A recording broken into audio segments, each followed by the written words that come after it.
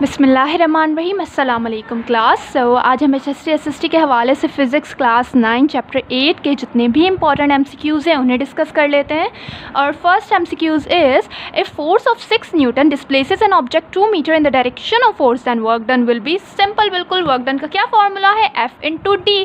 Force हमारे पास कितनी है? 6 न्यूटन मल्टीप्लाई डिस्टेंस हमारे पास डिस्प्लेसमेंट कितना दिया गया है? That is 2, 6 2 12। तो कौन सा ऑप्शन करेक्ट होगा? That is option B 12 joule. If a machine performed 20 joule of work is in 10 second then its power is simple. क्या है? पावर का फार्मूला आप लोग को आना चाहिए। पावर का फार्मूला है W upon T।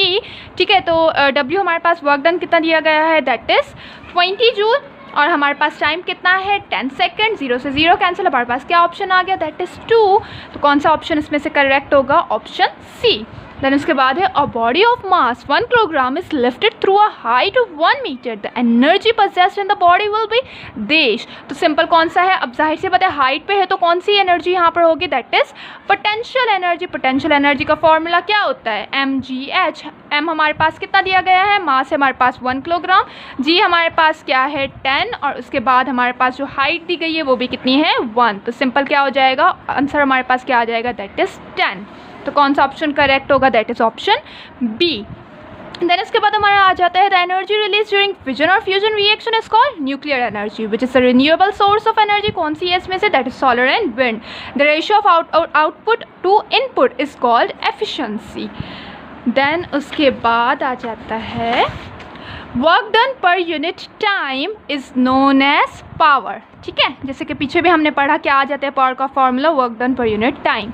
Coal, gas and oil are all example of fossil fuel energy. देश is not a renewable source of energy. कौन सी नहीं है इसमें से? That is coal. When a force makes something move in physics it is called simple work.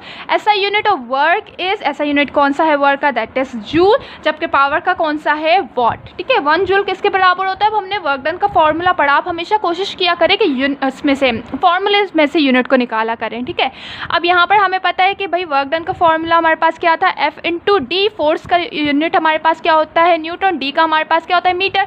तो 1 joule किसके बराबर होगा? 1 न्यूटन मीटर के। Mathematically kinetic energy is represented as 1/2 mv square. Mathematically potential energy is represented as mgh। ठीक हो गया। Then उसके बाद आ जाते हैं water stored in a dam is an example of potential energy. Wood, organic material, garbage and sugar can are sources of biomass energy. Which one of the following has no unit. तो किसका unit नहीं होता है? Efficiency का। Efficiency का formula क्या होता है? Output upon input into 100। The rate of doing work is known as power. Rate की मीनिंग क्या होती है? टाइम। तो ये जो है रेट ऑफ डूइंग वर्क मतलब W अपॉन T। तो ये किसका फॉर्मूला है? पावर का। Power is a scalar quantity. Unit of power is watt. 1 horse power कितने के बराबर होता है? 746 वॉट के। ठीक हो गया आई थिंक। ओके, यहाँ पर इस चैप्टर के MCQs होते हैं ख़त्म। इंशाल्लाह इन नेक्स्ट वीडियो हम नेक्स्ट चैप्टर को डिस्कस करेंगे। आई होप ये लेक्चर आप लोग के लिए बेनिफिशियल रहा होगा। अगर आप लोग को लेक्चर पसंद आया हो तो उसको लाइक एंड सब्सक्राइब करना ना भूलिएगा। Thank you. खुदा हाफ़िज़।